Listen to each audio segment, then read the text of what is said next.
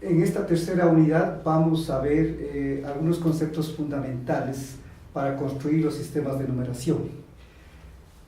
El primer concepto es diferenciar entre número y numeral.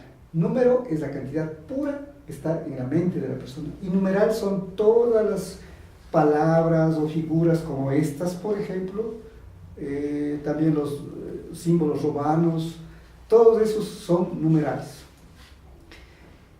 Luego vamos a ver cómo pasar del proceso de abstracción, digamos, cómo llegar al proceso de abstracción a partir de lo concreto. O sea, en la vida real tenemos cosas que podemos percibir con la vista, con el tacto, con el olfato, con el gusto, pero nosotros para poder trabajar en matemáticas tenemos que dejar todas las características particulares y buscar las generalidades. Entonces ahí tenemos imágenes, y luego pasaremos pues a signos y al final terminaríamos en símbolos. Igualmente podemos observar allí en el texto que los aztecas, los mayas tenían unos signos con los cuales representaban los números, pero estos eran todavía sistemas no posicionales. Entonces este otro concepto es ver la diferencia entre sistemas posicionales y sistemas no posicionales. Los que primero aparecieron en la humanidad fueron sistemas no posicionales, es decir, que se usaba un punto, una raya, o digamos un grano de maíz o una planta para representar, digamos.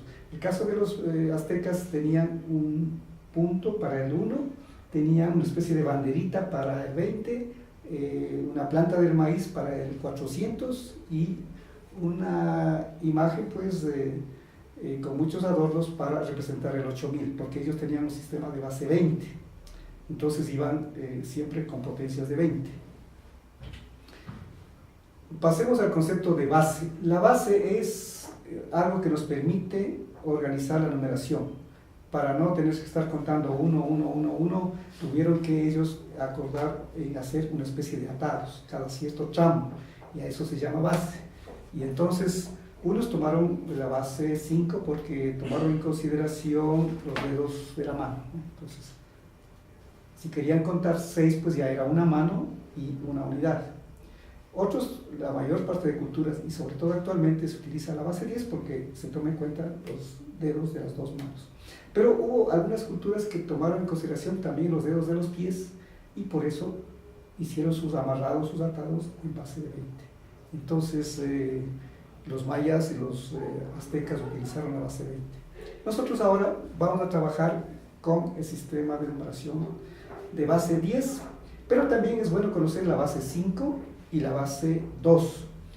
La base 2 principalmente porque las computadoras y las calculadoras y todos los programas del software se trabajan con ese sistema, porque las máquinas no piensan como nosotros, sino que ellas lo que hacen es transformarle pues a un 0 o a un 1, y entonces si es que hacemos que haga una suma, pues 5 más 3, lo que la máquina va a hacer es poner 5 puntitos y aumentar otros 3 puntitos y contar todo eso a una velocidad impresionante, por eso lo hacen enseguida. Entonces, para manejar en base 10 tenemos 10 símbolos, del 1 al 9 y el 0. Para la base 5 tenemos del 1 al 4 y el 0. Y para la base 2 tenemos los símbolos el 1 y el 0. Entonces con eso trabajamos. Ahora, con la taptana esta, que lo tenemos aquí, la maravilla es, utilizando además el quichua, podemos no tener que enseñar, como se lo hace ahora en las escuelas, desde el 1 hasta el 10, después le mandan a escribir unas 3, 4 filas del 11 al 20, después le mandan a escribir del 21 al 30, y así de uno en uno le van a enseñar a escribir hasta que llegue al 100, al 1000, etc. Aquí la ventaja de hacer con este sistema, de esta taptana, es que enseñamos solamente los 9 símbolos del 1 al 9, más el símbolo del 0, y con esos 10 enseñando a hacer simplemente utilizando 2 reglas. La primera regla dice que si es que es base 10, amarro en atados de 10 y los sueltos pues quedan ya sin amarrar.